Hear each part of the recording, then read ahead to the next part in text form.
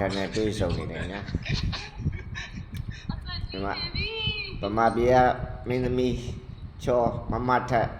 နဲ့တွေ့နေပါတယ်မတရားတယ်ဗမာပြည်မှာဆိုလို့ရှိရင်လေဗမာပြည်ကမမထက်ထက်မဟုတ်ဘူးနဲ့တွေ့နေပါတယ်သားတို့ကတော့မထက်ပဲလိုင်းလွင့်နေတာစကားပြောမတရားသားတို့ပြောပိုင်လို့ရှိတယ်ဘလောက်ဖြစ်ဖို့ကောင်းလဲကဲသားတို့ကျမချမ်းသာကြပါမမထက်ကြီးအမြဲတမ်းအားပေးနေတယ်ရပါစေနော်အနေနဲ့ဘေးရှင်းပါလေသားတို့အမြဲဆုတောင်းပေးရနော်ဟုတ်ကဲ့ဗျမတကအဲ့လိုမျိုးဆက်နေပြီးတော့မမထက်အလုပ်ပါလို့သူတွေကိုလေပို့ပြီးတော့ပို့ချင်းစားတယ်ပို့ပြီးသနာတယ်ပို့ပြီးတော့မှလည်းမေတ္တာပို့ဟုတ်ကဲ့ဗျအားလုံးအောင်ဒီနေ့နဲ့ဘယ်ခွာပြီးလောက်သွားလို့ရအဆိုဟုတ်ကဲ့ဗျရမ်းစိတ်ထဲမှာအမြဲတမ်းချိန်လုံးဆုတောင်းပေးတယ်ဘန်ကောက်ရောက်ဟုတ်ကဲ့ဗျအောင်မြင်တဲ့ဒီနေ့ဗမာပြည်ကိုပြီးပြန်လာခဲ့မယ်မထက်ကြီးအားပေးနေတယ်အမြဲတမ်းအားပေးနေတယ်